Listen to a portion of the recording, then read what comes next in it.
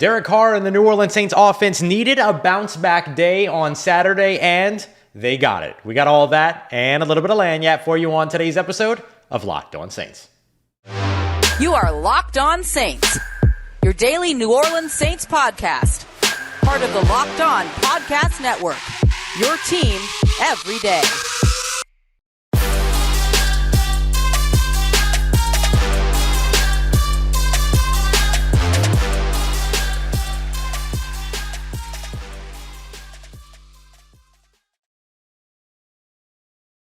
What is good, Who Dat Nation and Who Dat family? Welcome in to another episode of Locked On Saints, your daily podcast covering your favorite team, the New Orleans Saints, part of Locked On Podcast Network, your team every day. Thanks so much, as always, for making Locked On Saints your first listen of the day, every day, all you everydayers out there.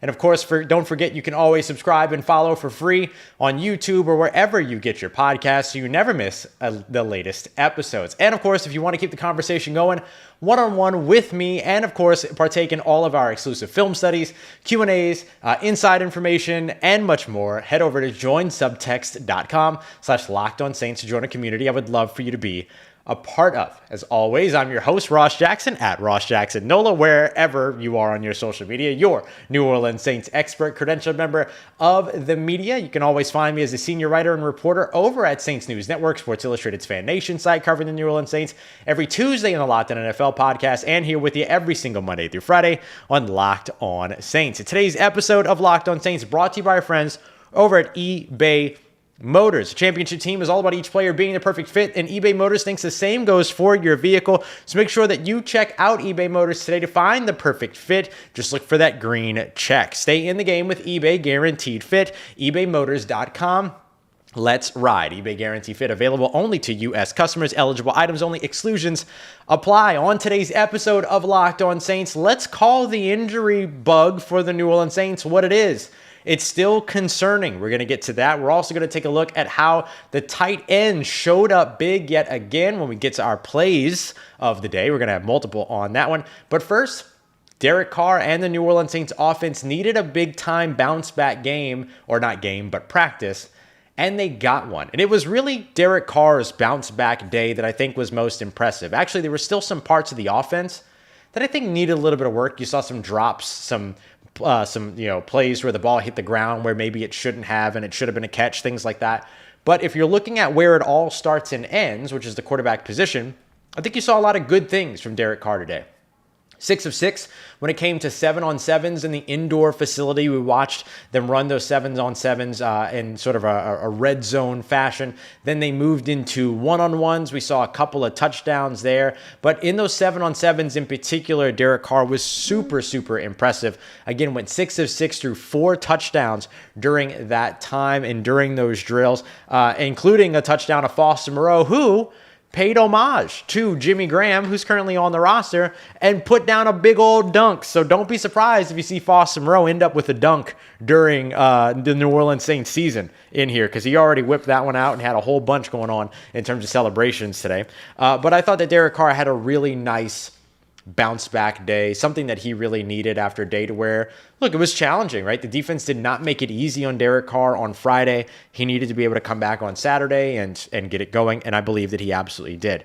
The next thing you want to look at here is that you also saw some good plays in team drills as well. Him and Chris Olave connecting in the intermediate area on a big gain.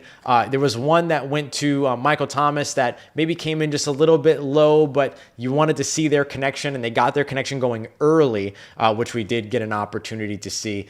Chris Olave and Derek Carr also linking up for a touchdown in 1-on-1s with Alontae Taylor matched up, but Alontae Taylor got his against Michael Thomas before that with Jameis Winston at quarterback, which ended up getting intercepted. I believe that was Jameis Winston, actually. Let me double check and make sure that that wasn't Jake Haener. But the Alontae Taylor, Michael Thomas duo, or battle rather, in 1-on-1s was certainly a lot of fun to watch. It was Jake Haener who threw this one. So Jake Haener actually threw 2 interceptions today, one of which in 1-on-1s, so we don't usually count that. But he also threw one during team drills, which we'll get to here in a little bit. Because even though the Saints offense had a little bit of a bounce back day, it didn't stop the defense from still getting theirs and getting their plays. For instance, we saw a lot of pressure from, again, Payton Turner, who would have had a sack. It was a play blown dead with Payton Turner and Cam Jordan getting into the backfield. Payton Turner and Nathan Shepard got into the backfield a couple of times. Yesterday we saw Ugo Amadi get a sack from the slots. We're really watching sort of this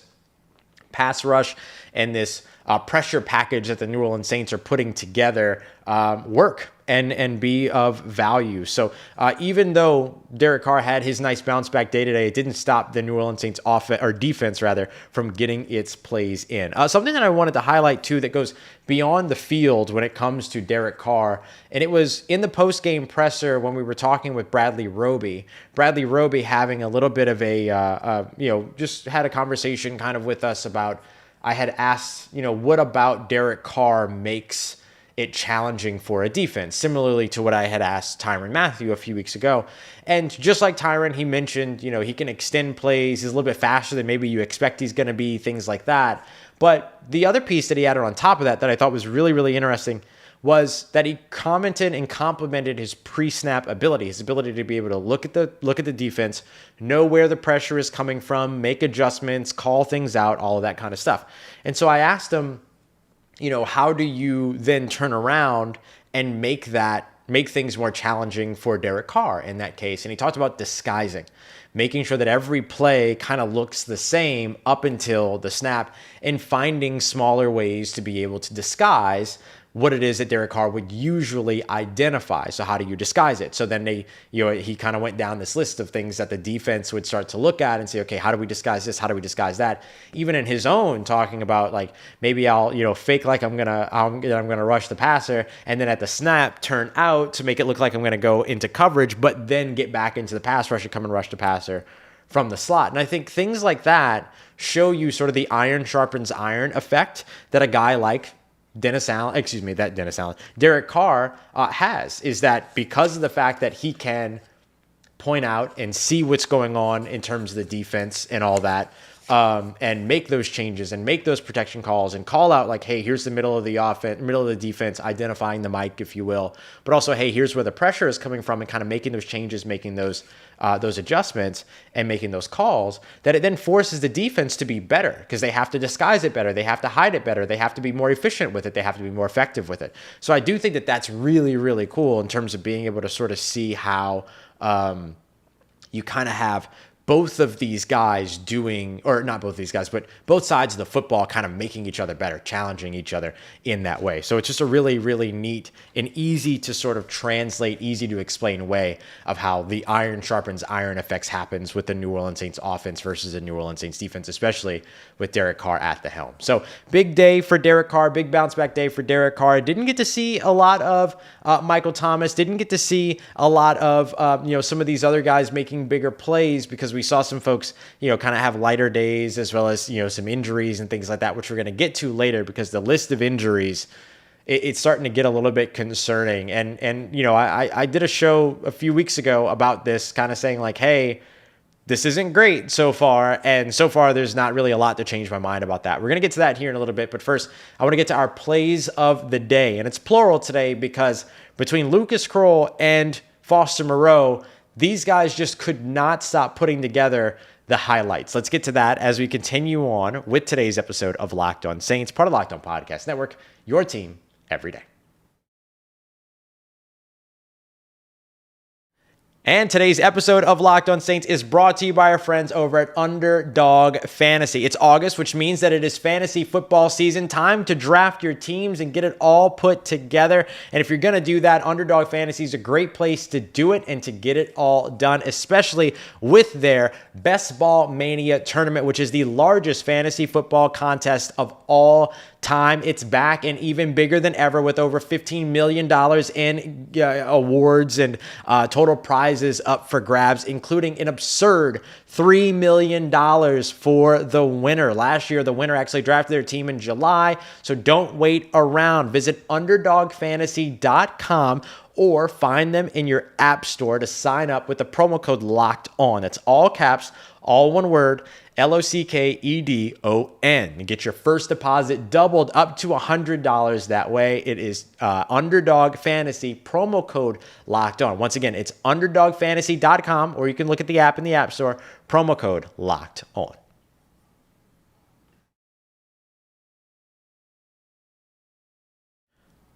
All right, family, continuing on with today's episode of Locked On Saints. Big thank you to all the everydayers out there making Locked On Saints your first listen of the day every day, and appreciate everybody being here. Over 200 folks strong for the live portion of this show, even though it's a Saturday. Really appreciate y'all coming through. Is it Saturday?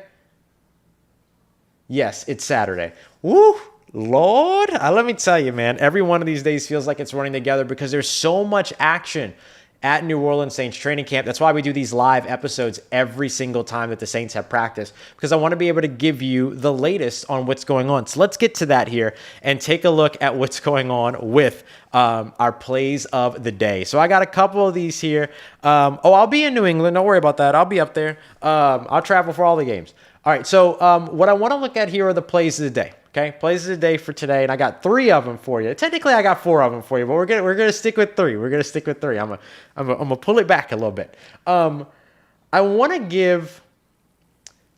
really want to give Lucas Krull his flowers real quick. So let's start there. Lucas Krull, I think, had a fantastic day today. And it was one of those days to where just anytime that he got the opportunity to make a play, he made that play, including a nice one-handed touchdown grab. Now, he had a really, really nice look in terms of going up against JT Gray. It was Jake Haener at quarterback, back left side of the end zone. He ends up kind of getting into a tussle with JT Gray, not an actual tussle. We did see some of that extra action today, though, elsewhere. But, them fighting for the ball, Jake Haener putting it in the right spot. Lucas Krull kind of contorts his body to the outside towards the out-of-bounds boundary, and then kind of catches the ball in his right hand, in his right arm, as he's falling down on his right arm. Just a great kind of fall away, reel in touchdown. Every single day that we get to see Lucas Krull out there getting actual opportunities and full-on targets and full-on all that, he's been making moments. I mean, he's been stacking moments for himself, and that's exactly what you want to see.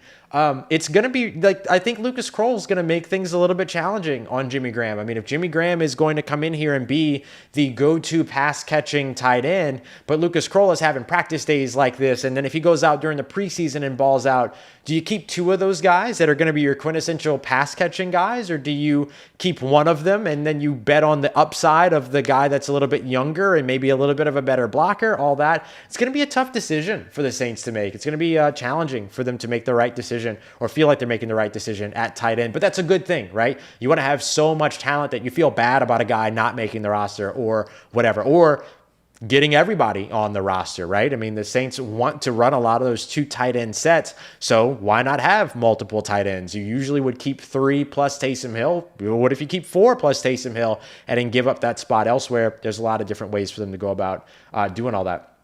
Here was another one. This one was a scramble drill from Jake Haener, scrambling to the right side. He got flushed out.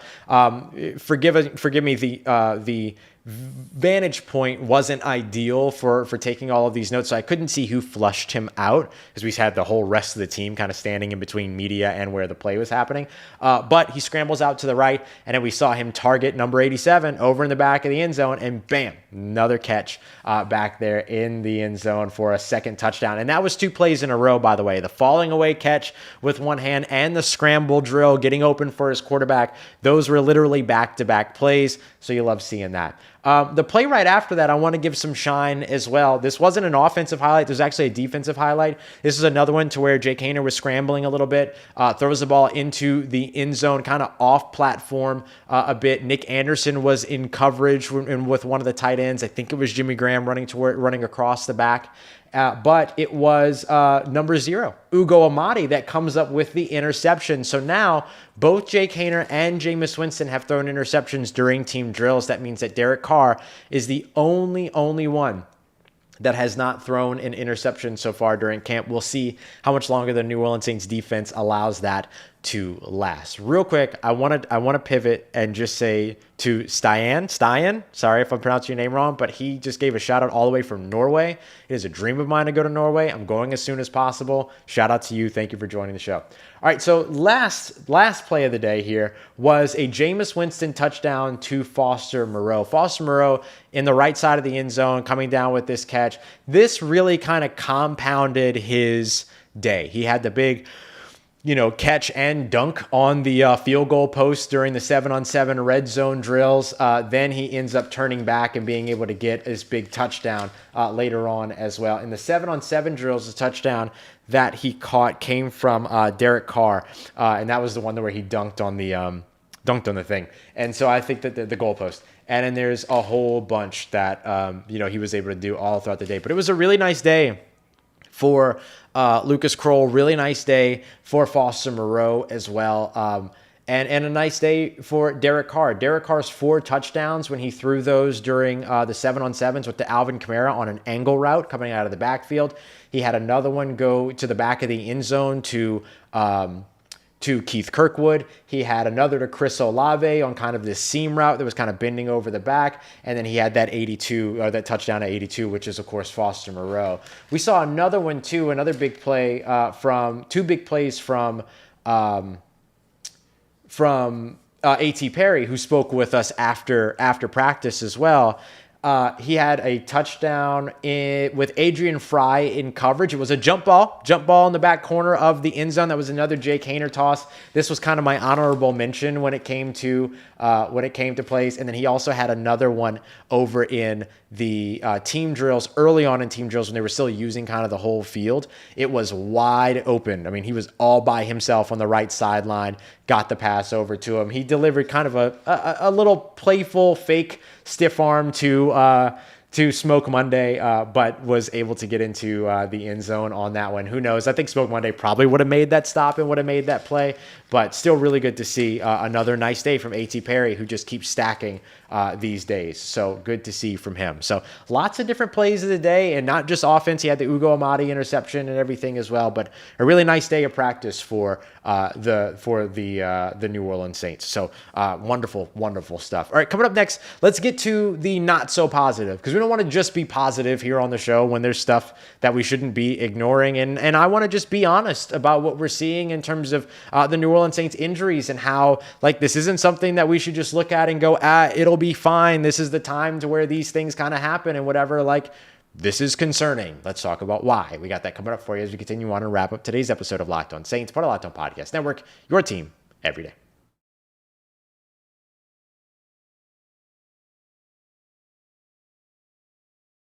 Let's get it. Who Dat Nation, wrapping up today's episode of Locked On Saints. And we're looking at the injuries, because New Orleans Saints players are still getting injured, and it's a problem. It's a concern.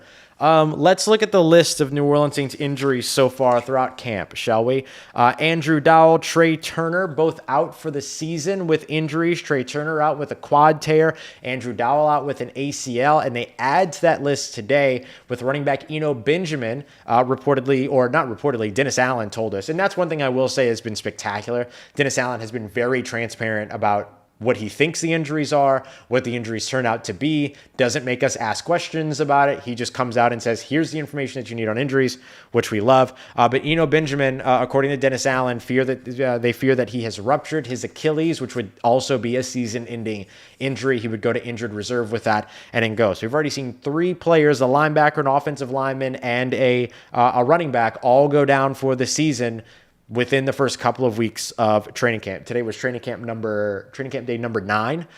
So again, less than ideal when it comes to those injuries. Andres Pete has now missed 3 practices with a quad strain. Calvin Throckmorton has missed 2 practices with an elbow injury. Alante Taylor left early during one practice with hamstring tightness. He is back, though. He actually had that interception in one-on-ones, and he also had a pass breakup in 7-on-7s. So looked really, really good today, Alante Taylor did. Demario Davis was held back out of practice today with a calf. Same thing with Brian Brzee, also held back out of practice today with a calf injury. Soft tissue injuries. Here we are again. Rashid Shaheed, Traquan Smith both left early with groin injuries. We had Cesar Ruiz was out because he was just as a part of his ramp up, kind of a scheduled day. And then Trevor Penning, same thing, out today, part of his ramp up. So I'm sorry, but as I look at these injuries and I read through that list, 9 days into training camp, sue me. I don't think that you can sit here and say, oh, this isn't concerning. You know what I mean? And to be clear, I'm saying that just as a general ubiquitous issue.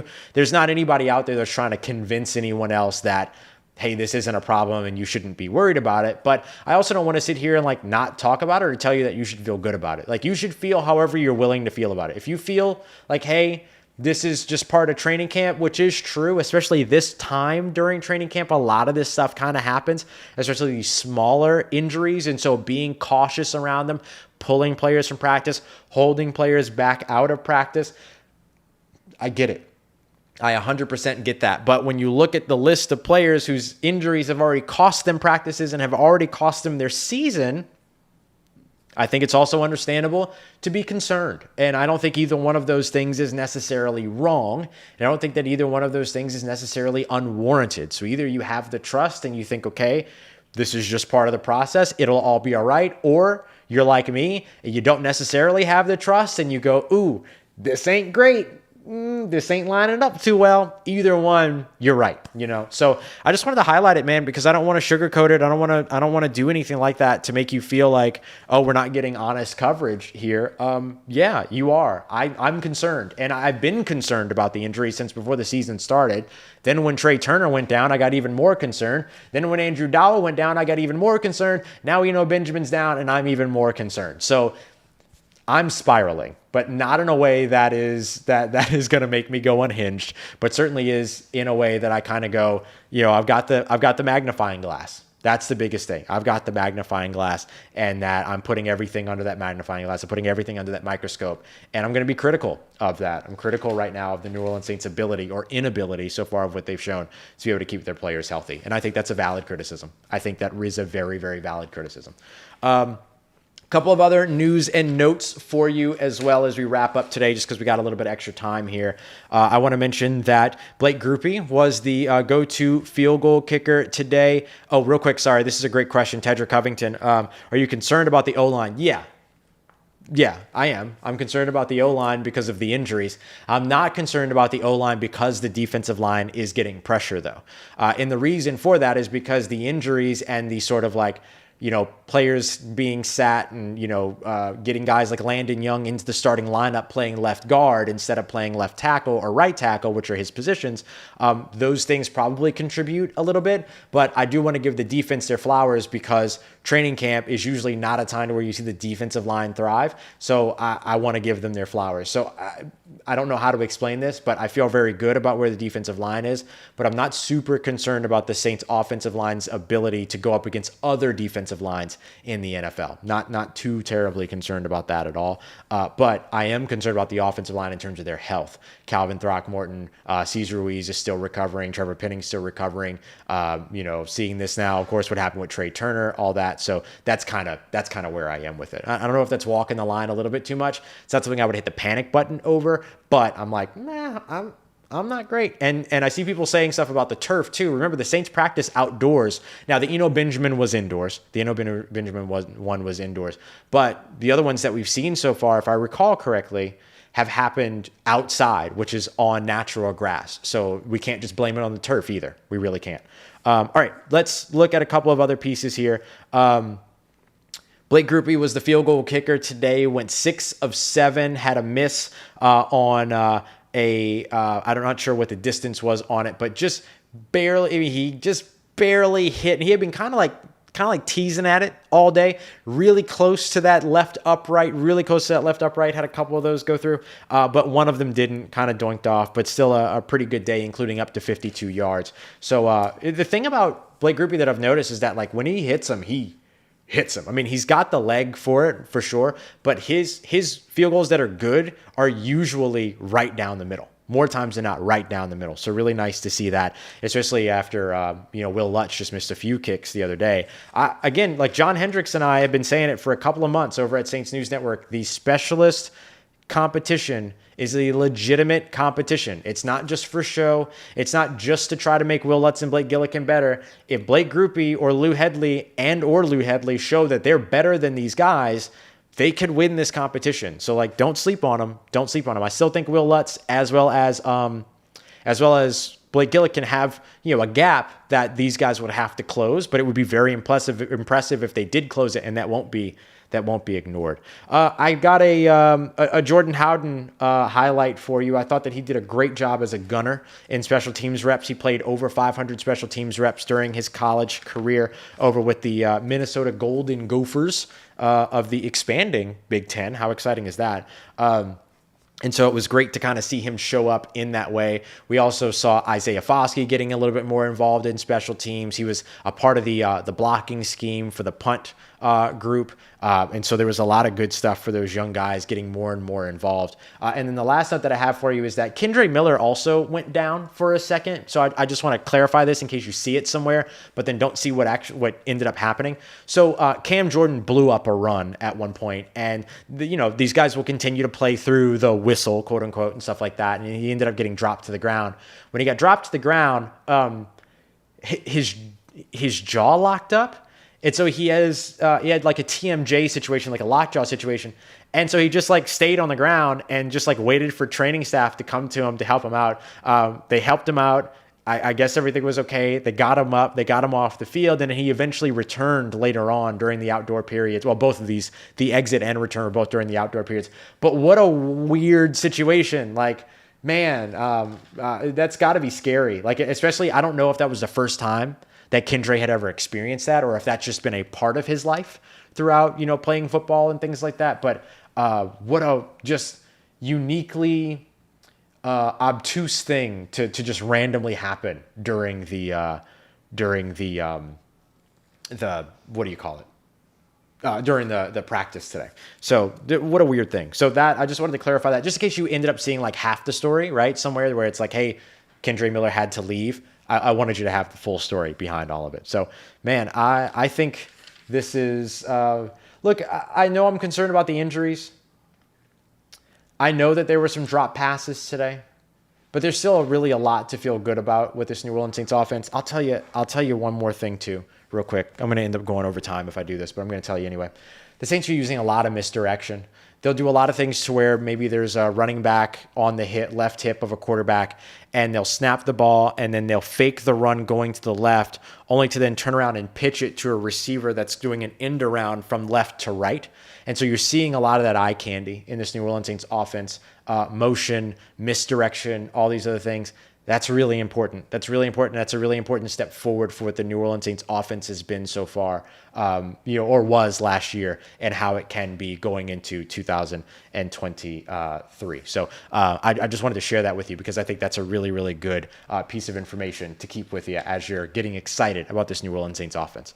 All right, we've got practice tomorrow. I know it's Sunday, but that means we'll be live again tomorrow right after practice. No morning show on the weekends, but we will get you with the live episode later on in the afternoon. So we'll have that for you here on Locked On Saints, get you caught up on everything around your New Orleans Saints. And again, continue to look forward at the players that need to show a little bit more as we get into a fresh week on Monday as well. So lots of good stuff on the way for you. I appreciate you as always, to all the everydayers out there making Locked On Saints your first listen of the day every day. Want to give quick mentions to Sarah Toby, who's actually here in the chat if I saw correctly, Brian, Cameron, Steve, and a big shout out and happy birthday to Connor. Appreciate y'all saying hi, and everyone that took the time to say hi all throughout training camps. I appreciate y'all as always for making Locked On Saints a part of your day, part of your routine, for saying yes to me and the show. As always, if you see me, say hi, and if you need anything else around your New Orleans Saints in between these episodes, make sure you follow me on Twitter at Ross Jackson, NOLA. Hit me up. Let me know how the family's doing. Let me know how you're living. Let me know how you're momming them. And trust you, that nation, I'll holla at you.